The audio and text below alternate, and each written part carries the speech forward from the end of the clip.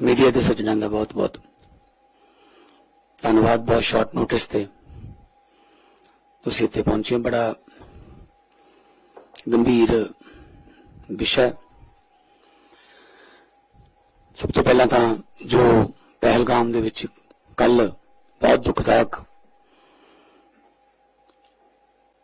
घटना हुई, लगभग 28 सैलानियों के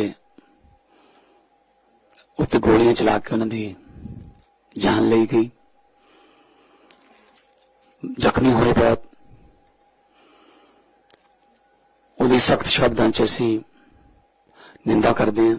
इस तरह के जिहड़े हमले ने निहत्थे नागरिकों ते वो किसी भी तरफ तो जायज नहीं ठहराए जा सकते कि कोई भी धर्म इस तरह दी कायराना हरकतां नूं अलाउ नहीं करता। धर्म, सारे धर्म मनुखता का सुनेहा दिंदे आ, मानवता का सुनेहा दिंदे आ। सो क्योंकि पंजाब जिहड़ा वो दोनों स्टेटां नूं यानी कि जम्मू कश्मीर नाल भी साडी हद लगती है तो पाकिस्तान नाल भी साडी हद लगती। असीं भी हर रोज ड्रोन फड़ते रहने आ, साडे भी हर रोज कोई ना कोई थ्रेट, कोई ना कोई सिक्योरिटी इशूज आउंदे रहिंदे। पर असीं बहुत सावधान हाँ, चौकन्ने हाँ, सतर्क हाँ। इस करके एक्टिविटीज जिहड़ियां उन्हां दीयां वो बहुत घट रही ने। और जिहड़ा युद्ध नशियां विरुद्ध, क्योंकि वो कट्ठे ही सारे हुण जिहड़े असीं कोई ड्रोन फड़े ने उन्हां तो पता लगदा कि वो हुण समगलर, गैंगस्टर ये सब इकट्ठे हो गए। इक्को ड्रोन च वो पिस्टल भी भेज देंदे, पैसे भी भेज देंदे ते ड्रग भी भेज देंदे। सो जो शिकंजा कसा गया समगलरां ते तो प्रैशर च ने हुण की करिए, कुछ करिए, कोई गड़बड़ करिए, कुछ कोई धमाका करिए, कोई आ करिए। सो पंजाब दे विच असीं अलर्ट हाँ ते अज असीं meeting intelligence they had, vigilance they had, साडे डीजीपी साहब, चीफ सैकटरी साहब, जिन्हें भी साडी हाई लैवल सिक्योरिटी टीम है, उन्हां मीटिंग हुई है ते असीं कुछ पॉइंट्स जिहड़े ने वो डिस्कस कीते ने। ते क्योंकि असीं चाहते हैं कि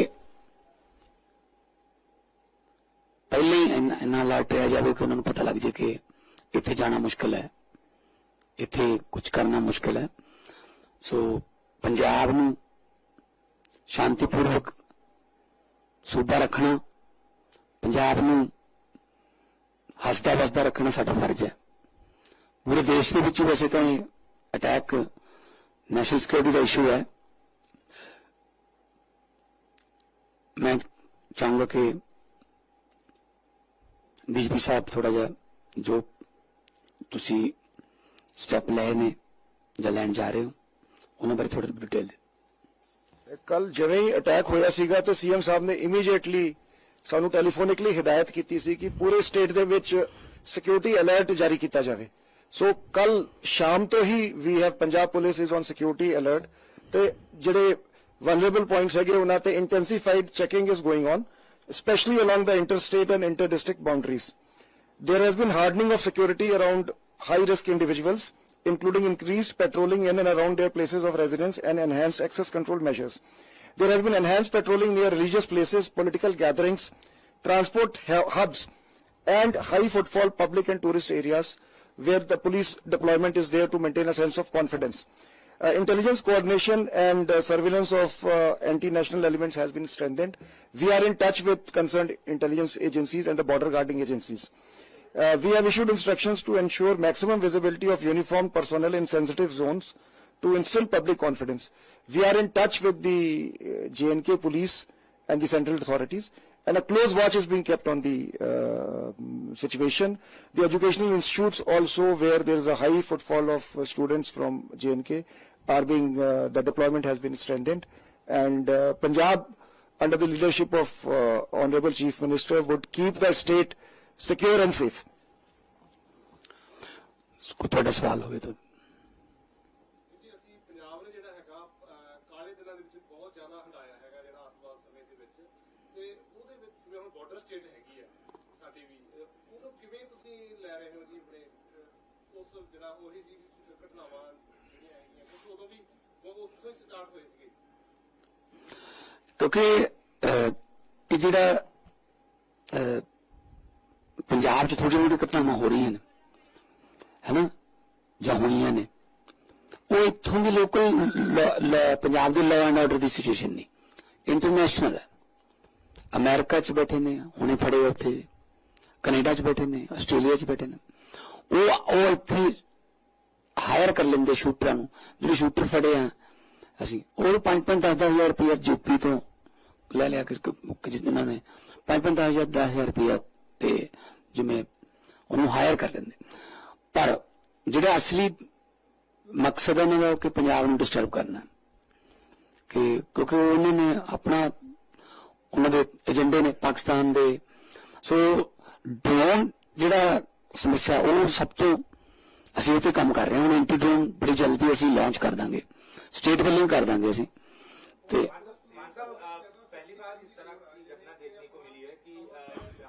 एक मिनट जी पहली बार इस तरह की घटना देखने को मिली है आतंकियों ने टूरिस्टों को अपना जो निशाना है वो बनाया है और इस पर क्या कहेंगे दूसरी बात ये कि पंजाब में भी बहुत सारे टूरिस्ट आते तो उनकी सुरक्षा बिल्कुल वही डीजीपी साहब यही बता रहे थे कि क्योंकि पिछले कई साल से जम्मू कश्मीर का जो टूरिज्म बहुत हाई चला गया 4 फ्लाइटें तो वैसे श्रीनगर के लिए चंडीगढ़ से भी फ्लाइटें हैं तो लोगों वहां पे जो दुकानदार हैं या चाहे वो रेडी वाला है चाहे वो टैक्सी वाले हैं चाहे होटल वाले हैं मतलब वो बहुत उनके लिए रोजगार का बहुत बड़ा गाइड घोड़े वाले जितने तो पंजाब भी बहुत बड़ी टूरिस्ट स्टेट है और टूरिज्म को हम वैसे बढ़ावा दे रहे हैं तो इसलिए हमने जो पंजाब के जो टूरिज्म के पहले प्लेस हैं जहां पे पंजाब से या फिर पूरे देश से टूरिस्ट आते हैं तो वहां पे हमने सिविल में भी और वर्दी में भी जो सिक्योरिटी प्रॉपर हमने उसको और बढ़ाने के लिए मैंने कहा है आज तो जैसे श्री अमृतसर साहब है 1.25 लाख फुटफॉल पर डे है तो वो और जहां पे जितने भी हमारे धार्मिक क्योंकि रिलीजियस टूरिज्म बहुत ज्यादा है और यहां से गाड़ियां भी जाती हैं आगे माता चिंतपूर्णी ज्वालामुखी जी को या जितने भी बगलामुखी जी को जितने भी धार्मिक टूरिज्म है वो थ्रू पंजाब चल रहा है तो उस पर भी हम निगाह रख रहे हैं उन व्हीकल्स का भी हम छानबीन कर रहे हैं अभी जितने भी वहां पंजाब के हैं हम पता कर रहे हैं जम्मू कश्मीर सरकार से जो होटलों में स्टक हो गए वहां जो गुलमर्ग में भी हम गए होंगे या श्रीनगर में उनको वापस लाने का भी हम प्रॉपर सेफली वापस लाने का भी कर रहे हैं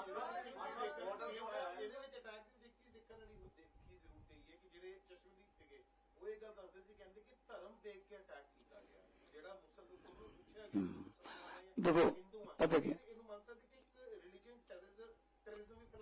देखो पता क्या देखो आतंक का कोई धर्म नहीं होता जी देखो कोई भी धर्म जोड़ा वो इस तरह निहत्थियां ते और पत्नी सामने पत्नी गोली मार देनी और तड़फ के ना सामने मर रहे ने कोई भी धर्म नहीं अलाउ करता जी असं तो वैसे सरबत का भला मंगने वाले बाणी दी बारस हाँ ਸੋ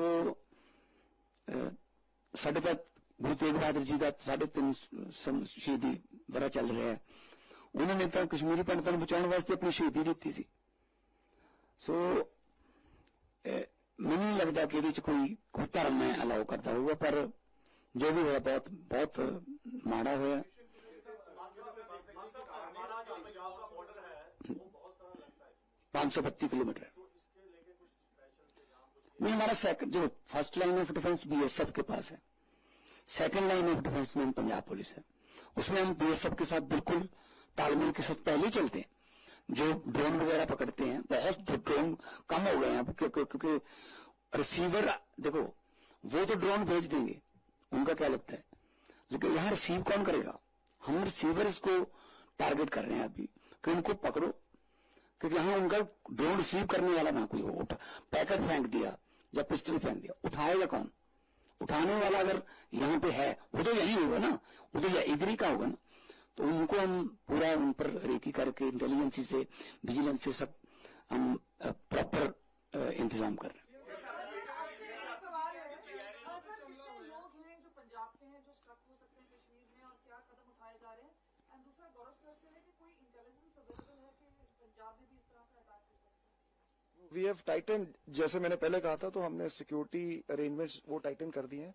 हम जेएनके पुलिस से, सेंट्रल एजेंसी से इन टच हैं। सो इंटेलिजेंस शेयरिंग रियल टाइम पे हो रही है। जो एक सवाल और था, तो मैं जो सीएम साहब ने कहा था, मैं बस उस पर थोड़ा कि ये एक प्रॉक्सी वॉर है जो आईएसआई लड़ रही है। पंजाब जो है वो देश की लड़ाई लड़ रहा है। तो हम जो सीएम साहब का ये जो कहना था, ये कि ये एक लोकल इशू नहीं है, ये Pakistan is trying to bleed India through 1000 cuts. तो उसका हमने मुंह तोड़ जवाब दिया है। इनके सभी टेरर मॉड्यूल्स को हमने बेस्ट किया है, अरेस्ट किया है, एंड पंजाब को हम कंप्लीटली सेफ और सिक्योर रखेंगे। जी एक एक एक एक एक नंबर जारी कर रहे हैं कि पंजाब के टूरिस्ट के लिए? नहीं, हमने जम्मू कश्मीर गवर्नमेंट से जो है संपर्क किया है कि हमें बता दीजिए कौन से होटल में कहाँ कहाँ रुके हैं, और हम संपर्क कर रहे हैं, टूरिज्म डिपार्टमेंट की तरफ से कर रहे हैं। तो जो भी है, वैसे तो उनको गाड़ियों में गए होंगे या लेकिन स्टक हो गए हैं वहां पे, तो उनको वापस लाने के लिए या उनको सेफ वापस लाने के लिए हम जो है पठानकोट का बॉर्डर जो है वहां तक उनको लाके उसके बाद उनको घर पे छोड़ना, उनको वो हमारी जिम्मेदारी है। टारगेट किलिंग इन्होंने शुरू की हुई है पिछले लंबे समय पंजाब के भी टारगेट किलिंग पिछले दहशत फैलाने का नवा इन्होंने तरीका लभ्या है कि टारगेट लभो, उसनों निशाना बनाओ। जिस तरह ग्रेनेड अटैक भी है टारगेट के तहत करते नजर आ रहे हैं। इसनों किस ढंग के नाल हैंडल करना? ये देखो, उन्होंने देखो ग्रेनेड जिन्ने भी आए ते अटैक हुए, सारे बंदे 24 घंटे के बीच फड़े गए। तो उस तो बाद बंद हो गया, उन्होंने पता लग गया कि इतने तो नहीं चलना काम। हाँ, जे ना फड़े जाते तो शायद वड्डे क्राइम लिए तैयार हो जाते, क्योंकि जो ना फड़िया जाए फिर हौसला बढ़ जाता है। ठीक है ना, कि मैं कर सकता काम, मैनू की होंगे पहले मैं किया है। सो कुछ एनकाउंटर हो गए, कुछ फड़े गए, तो जोड़ा बहुत हल पई है। सो वो तो करने जी, वो तो जो होंगे ना, तो मतलब देश में मतलब दहशत फैलाने ਲਈ, देश में डराने ਲਈ वो तो अपना करते आ रहे हैं, बहुत सालों तो करते आ रहे हैं। काम ये है, ठीक है ना। सो हुण भी जो इनिशियल जांच तो पता लग गया कि रावलकोट बैठ के कोई हुई है प्लानिंग इस अटैक की। तो उधरों आए ने, तो बकायदा उन्होंने हेलमेट पाए हुए, जिन्होंने कैमरे लगे हुए सी। हाँ, कैमरे वाले हेलमेट जोड़े ने कितों आ गए उन्होंने कोले। सो वो तो सारा जोड़ा जोड़ा समझो भी मौत का समान वो सारा वो भेजते हैं। सो इसके करके मतलब असी, क्योंकि पंजाब 532 किलोमीटर बॉर्डर नाल इधरों भी असी नाल जुड़े हुए हैं, तो असी ऑलरेडी पहला भी असी बहुत साल ये चल चुके हैं, जिस तरह उन्होंने कहा। सो असी अलर्ट है इस काम लिए, क्योंकि दुध का फूकिया लस्सी में भी फूका मारदा फिर। सो असी बिल्कुल भी ढिल नहीं देवांगे जी। बाबा साहब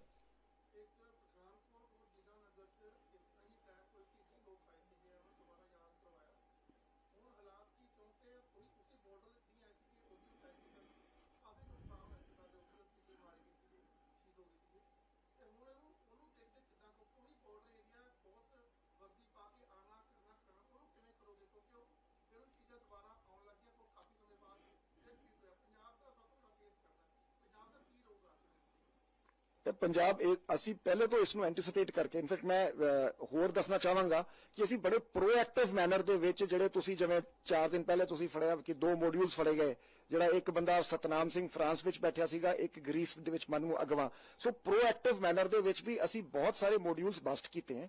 ਉਹ ਸਾਨੂੰ ਜਦੋਂ ਐਡਵਾਂਸ ਇਨਫੋਰਮੇਸ਼ਨ ਮਿਲ ਜਾਂਦੀ ਹੈ ਫਿਰ ਅਸੀਂ ਐਕਟੀਵੇਟ ਆਪਣੀ ਜਿਹੜੀ ਆਪਰੇਸ਼ਨਲ ਮਸ਼ੀਨਰੀ ਐਕਟੀਵੇਟ ਕਰ ਦਿੰਦੇ। ਜਿਹੜਾ ਬਾਜਵਾ ਸਾਹਿਬ ਦਾ ਸਵਾਲ ਸੀਗਾ, ਅਸੀਂ ਕਾਫੀ ਪਹਿਲੇ ਤੋਂ ਬੀਐਸਐਫ ਦੇ ਨਾਲ ਅਸੀਂ ਇਸ਼ੂ ਫਲੈਗ ਕੀਤਾ ਸੀ, ਆਰਮੀ ਦੇ ਨਾਲ, ਆਰਮੀ, ਬੀਐਸਐਫ ਤੇ ਸਟੇਟ ਪੁਲਿਸ ਉੱਥੇ ਜੁਆਇੰਟ ਪੈਟਰੋਲਿੰਗ ਹੋ ਰਹੀ ਹੈ ਪਠਾਨਕੋਟ ਡਿਸਟ੍ਰਿਕਟ ਦੇ ਵਿੱਚ, ਤੇ ਅਸੀਂ ਬਹੁਤ ਜ਼ਿਆਦਾ ਇਸ ਗੱਲ ਨੂੰ ਪਬਲਿਸਾਈਜ਼ ਨਹੀਂ ਕੀਤਾ ਹੈ। ਸੈਕੰਡ ਲਾਈਨ ਆਫ ਡਿਫੈਂਸ ਤੇ ਸਾਡੀ ਡਿਪਲੋਇਮੈਂਟ ਕਾਫੀ ਹੈਵੀ ਹੈ ਉੱਥੇ। ਜਿਹੜੀ ਸਾਡੀ ਐਸਓਜੀ ਹੈਗੀ, ਜਿਹੜੀ ਐਂਟੀ ਕਾਊਂਟਰ ਟੈਰਰ ਯੂਨਿਟਸ ਹੈਗੀਆਂ, ਘਾਤਕ ਸਕੁਆਡਸ ਹੈਗੀਆਂ, ਉਹ ਅਸੀਂ ਉੱਥੇ ਡਿਪਲੋਏ ਕੀਤੀਆਂ। ਸੋ ਅਸੀਂ ਪੂਰੀ ਤਰ੍ਹਾਂ ਤਿਆਰ ਹੈਗੇ ਜੀ ਤੇ ਸਿਚੁਏਸ਼ਨ ਤੇ ਨਿਗਰਾਨੀ ਹੈ। ਇੱਕ ਸਾਨੂੰ ਪਿਛਲੇ ਦਿਨ ਇੰਟੈਲੀਜੈਂਸੀ मिली सी खबर कि कुछ शक्की बंदे पठानकोट के कठुए के एरिए च देखे गए ने, ते असी इमीडिएटली सारे सर्च की कि इधर पंजाब वाल ना आ जान ते जा किथे ने की है नुकसान नहीं कर देन। उनका इनकाउंटर भी मेरे कठुए होया उन्होंने कुछ जम्मू कश्मीर पुलिस नाल। सो कई जम्मू कश्मीर पुलिस वालों भी कई साडे कोल इनपुट्स आउंदियां ने, कई बारी असी फिर उन्होंने हैल्प करते हैं कि कोई नहीं, कोई वो कहते हैं तुहाडे इत्थे किते छुपे हुए ने, सानू इनपुट मिली है। कई बार जम्मू कश्मीर आके उन्होंने लै जाती, सानू कोई प्रॉब्लम नहीं, वैसे भी जाके कई बार होर स्टेटां जाके काम कर। पाकिस्तान आर्मी चीफ का पिछले दिनों बयान आया था, उसको साथ में इसके करने का देखा जाता है, क्या लगता है आपको कि इसमें पीछे पाकिस्तान? देखो ਇਹਦੇ ਵਿੱਚ ਸਾਨੂੰ ਸ਼ੱਕ ਹੀ ਕੋਈ ਨਹੀਂ, ਉਤਾਂ ਤਾਂ ਉਹਨਾਂ ਕੰਮ ਹੀ ਹੈ ਜੀ। ਉਹ ਤਾਂ ਪੁੱਤ ਤਾਂ ਦੇਖੋ ਡੈਮੋਕ੍ਰੇਸੀ ਤਾਂ ਕਦੇ ਰਹੀ ਨਹੀਂ ਉੱਥੇ, ਆਰਮੀ ਚੀਫ ਹੀ ਚਲਾਉਂਦਾ ਜਦੋਂ ਚਲਾਉਂਦਾ। ਸੋ ਤਾਂ ਹਰ ਹਮੇਸ਼ਾ ਇਸੇ ਕੰਮ ਤੇ ਰਹਿੰਦੇ ਰਹਿੰਦੇ। ਸੋ ਜੀ ਨੁਪਿੰਦਰ ਜਿਹੜਾ ਅਟੈਕ ਹੋ ਗਿਆ ਉੱਥੇ, ਉਸ ਤੋਂ ਬਾਅਦ ਤੁਸੀਂ ਕਿਹਾ ਕਿ ਪੰਜਾਬ ਦਾ ਮਾਹੌਲ ਖਰਾਬ ਕਰਨ ਦੀ ਕੋਸ਼ਿਸ਼ ਹੈ, ਡਰੋਨ ਦੇ ਰਾਹੀਂ ਹਥਿਆਰ ਔਰ ਡਰੱਗਸ ਇਕੱਠੇ ਆਉਣ ਲੱਗ ਗਏ, ਇਕੱਠੇ ਹੋ ਗਏ, ਤਾਂ ਤੁਸੀਂ ਕਿਹਾ ਕਿ ਪੰਜਾਬ ਨੂੰ ਨਿਸ਼ਾਨਾ ਬਣਾਉਣ ਦੀ ਕੋਸ਼ਿਸ਼ ਹੈ। ਤਾਂ ਕੀ ਕੋਈ ਐਸੀ ਇਨਪੁਟਸ ਹੈਗੀਆਂ ਨੇ ਕਿ ਉੱਥੇ ਤਾਂ ਵਾਪਰ ਗਿਆ, ਕੀ ਤੁਹਾਨੂੰ ਜਿੱਦਾਂ ਪਹਿਲਾਂ ਤੁਸੀਂ ਕਿਹਾ ਕਿ ਪਠਾਨਕੋਟ ਦੇ ਏਰੀਏ 'ਚ ਬੰਦੇ ਦੇਖੇ ਗਏ, ਐਸੀ ਕੋਈ ਇਨਪੁਟ ਪੰਜਾਬ ਨਿਸ਼ਾਨਾ? ਕੋਈ ਇਸ ਤਰ੍ਹਾਂ ਦਾ ਕੋਈ ਮੇਜਰ ਤਾਂ ਨਹੀਂ ਹੈਗਾ ਸਾਡੇ ਕੋਲ ਕਿ ਕੋਈ ਪੰਜਾਬ ਤੇ ਕੋਈ ਐਸੀ ਕੋਈ ਅਟੈਕ ਜਾਂ ਕੋਈ ਉਦਾਂ ਦਾ, ਪਰ ਆ ਜਿਹੜਾ ਛੋਟਾ ਛੋਟਾ ਕਰਦੇ ਰਹਿੰਦੇ ਆ ਉਹ, ਕਿਉਂਕਿ ਇੱਥੇ ਅਸੀਂ ਜਦੋਂ ਉਹ ਐਂਟੀ ਡਰੋਨ ਸਿਸਟਮ ਸਾਡਾ ਲਾਂਚ ਹੋ ਗਿਆ, ਜਲਦੀ ਹੋ ਜਾਊਗਾ, ਸਰ ਜਾਰੀ ਹੋ ਗਿਆ ਹੈ ਨਾ, कर रहे हैं सर, सारा जो मीटिंग कर फाइनलाइज कर ਤੇ ਐਂਟੀ ਡਰੋਨ ਸਿਸਟਮ ਜਦੋਂ ਆ ਗਿਆ ਤਾਂ ਉਹ ਡਰੋਨ ਆਉਣਾ ਹੀ ਨਹੀਂ ਸਾਡੇ ਕੋਲ। ਬਹੁਤ ਖੁਦ ਨਾਲ ਬਹੁਤ ਜ਼ਿਆਦਾ ਫਰਕ ਪਊਗਾ, ਕਿਉਂਕਿ ਉਹਦੇ ਕੋਲੇ ਹੁਣ ਇੱਕੋ ਤਰੀਕਾ ਡਰੋਨ ਦਾ, ਔਰ ਡਰੋਨ ਫੜ ਵੀ ਲੈਣੇ ਪਰ ਕਈ ਲੰਘ ਵੀ ਜਾਂਦੇ ਹੋਣਗੇ। ਤੇ ਇੱਥੇ ਰਿਸੀਵਰ ਕੌਣ ਹੈ, ਫਿਰ ਉਹਦੇ ਬਾਰੇ ਅਸੀਂ ਪਹਿਲਾਂ ਵੀ ਮੈਂ ਹੋਮ ਮਿਨਿਸਟਰ ਨਾਲ ਜਦੋਂ ਮੀਟਿੰਗ ਹੁੰਦੀ ਰਹਿੰਦੀ ਸਾਡੀ ਨੈਸ਼ਨਲ ਸਿਕਿਉਰਿਟੀ ਦੀ ਕੋਈ, ਉਹਦੇ ਚ ਮੈਂ ਕਹਿਣਾ ਕਿ ਪਹਿਲੇ ਤਾਂ ਡਰੋਨ ਜੋ ਆਪਾਂ ਕਈ ਡਰੋਨ ਐਸੇ ਵੀ ਫੜੇ ਨੇ ਜਿਹੜੇ ਆਪਣੇ ਇੰਡੀਆ ਦੇ ਬਣੇ ਹੋਏ ਆ, ਇੱਥੋਂ ਗਏ ਉਧਰੋਂ ਭਰ ਕੇ ਆ ਗਏ, ਤੇ ਆਪਣੇ ਜਿਹੜੇ ਡਰੋਨ ਨੇ ਉਹਨਾਂ ਦੇ ਘੱਟੋ ਘੱਟ ਕੋਈ ਆਇਡੈਂਟੀਫਿਕੇਸ਼ਨ, ਉਹਨਾਂ ਦਾ ਕੋਈ ਜਿਵੇਂ ਵਹੀਕਲ ਦਾ ਨੰਬਰ ਹੁੰਦਾ ਉਹ ਤਾਂ ਕਰੀਏ ਨਾ। ਕਿ ਹੁਣ ਤਾਂ ਹਰ ਜਗ੍ਹਾ ਤੇ ਡਰੋਨ, ਟੂਰਨਾਮੈਂਟ ਤੇ ਡਰੋਨ ਚੱਲਦਾ ਹੈ, ਸ਼ਾਦੀਆਂ 'ਚ ਡਰੋਨ ਚੱਲਦੇ ਨੇ, ਪੋਲੀਟੀਕਲ ਰੈਲੀਆਂ 'ਚ ਡਰੋਨ ਚੱਲਦੇ ਨੇ, ਹੈ ਨਾ, ਹੁਣ ਤਾਂ ਹਰ ਜਗ੍ਹਾ ਤੇ ਡਰੋਨ ਯੂਜ਼ ਹੁੰਦਾ। ਸੋ ਇਸ ਕਰਕੇ ਉਹਨਾਂ ਦੀ ਆਇਡੈਂਟੀਫਿਕੇਸ਼ਨ, ਬਕਾਇਦਾ ਲਾਇਸੈਂਸ ਉਹਨਾਂ ਦਾ ਹੋਵੇ ਕਿ ਡਰੋਨ ਜਿਹੜਾ ਹੈ ਉਹ ਕਿੱਥੇ ਚੱਲ ਰਿਹਾ, ਕਿਹਦਾ ਹੈ ਡਰੋਨ ਹੈ, ਕਿਦੋਂ ਗਿਆ ਸੀ, ਫਿਰ ਅਸੀਂ ਉਹਦੇ ਨਾਲ ਹੋਰ ਜ਼ਿਆਦਾ ਵਧੀਆ ਤਰੀਕੇ ਨਾਲ, ਔਰ ਉਹਨਾਂ ਨੇ ਐਕਸੈਪਟ ਕੀਤੀ ਹੈ ਮੇਰੀ ਡਿਮਾਂਡ, ਤੇ ਉਹ ਜਲਦੀ ਡਰੋਨ ਦੀ ਕੋਈ ਪਾਲਿਸੀ ਇਸ ਤਰ੍ਹਾਂ ਦੀ ਲੈ ਕੇ ਆਉਣਗੇ ਕਿ ਉਹਨਾਂ ਨੂੰ ਕੋਈ ਨੰਬਰ ਜਿਹੜਾ ਉਹ ਮਿਲੇ, ਤੇ ਜਿਹੜਾ ਲੈ ਕੇ ਜਾਂਦਾ ਉਹਦੀ ਆਇਡੈਂਟੀਫਿਕੇਸ਼ਨ ਜਾਂ ਉਹਦਾ ਕੋਈ ਆਈਡੀ ਵਗੈਰਾ ਉਹਦੀ ਰੱਖੀ ਜਾਵੇ। ਜਿਵੇਂ ਹੁਣ ਤਾਂ ਸਿਮ ਲੈਣ ਵਾਸਤੇ ਵੀ ਕਿੰਨਾ ਕੁਝ ਮੰਗਦੇ ਨੇ, ਤੇ ਜੋ ਡਰੋਨ ਏਦਾਂ ਦੇ ਦਿੰਦੇ ਜੀ ਆਪਾਂ। ਸੋ ਇਸ ਕਰਕੇ ਇਹਨੂੰ ਅਸੀਂ ਹੁਣ ਅੱਗੇ ਜੋ ਐਡਵਾਂਸ ਟੈਕਨੋਲੋਜੀ ਹੈ ਉਹਨੂੰ ਅਸੀਂ ਹੋਰ ਵੀ ਅੱਗੇ ਐਡਵਾਂਸ ਕਰਨਾ ਚਾਹੁੰਦੇ।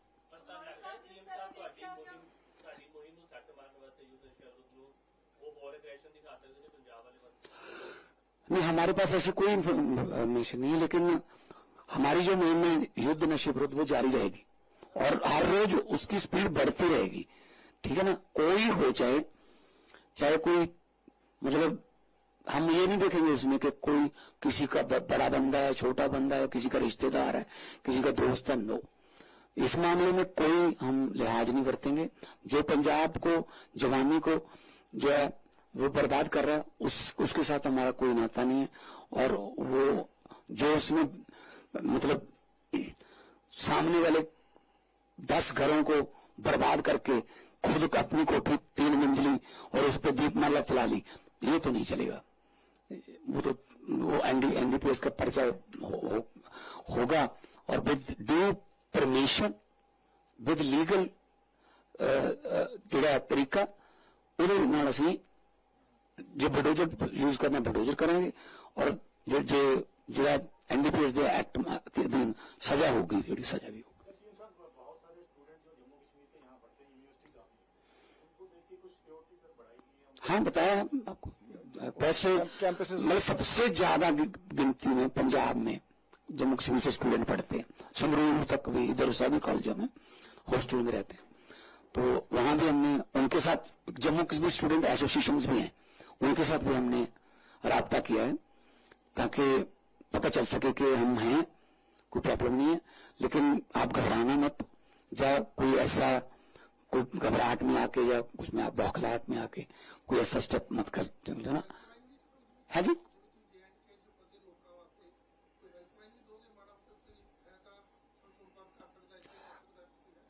नहीं ਅਸੀਂ ਆਪ ਹੀ ਉਹਨਾਂ ਕਰ ਲਿਆ ਨਹੀਂ ਆਪਣਾ ਜੰਮੂ ਕਸ਼ਮੀਰ ਗਵਰਨਮੈਂਟ ਨਾਲ, ਤੇ ਗੁਲਮਰਗ, ਪਹਿਲਗਾਂव, श्रीनगर मेन ज्यादा ਇੱਥੇ ਹੈਗਾ ਟੂਰਿਸਟ ਤੇ ਉਹਨਾਂ ਨੇ ਰੋਕੇ ਹੋਏ ਨੇ ਫਿਲਹਾਲ, ਬੰਦ ਕੀਤਾ ਹੋਇਆ ਕੁਝ। ਜਦੋਂ ਹੀ ਉਹਨਾਂ ਨੇ ਕਿਹਾ ਕਿ ਤੁਸੀਂ ਜਾ ਸਕਦੇ ਹੋ ਤਾਂ ਪੰਜਾਬ ਵਾਲਿਆਂ ਨੂੰ ਅਸੀਂ ਸੇਫਲੀ ਲੈ ਕੇ ਆਵਾਂਗੇ। ਕਰੀ ਹਾਂ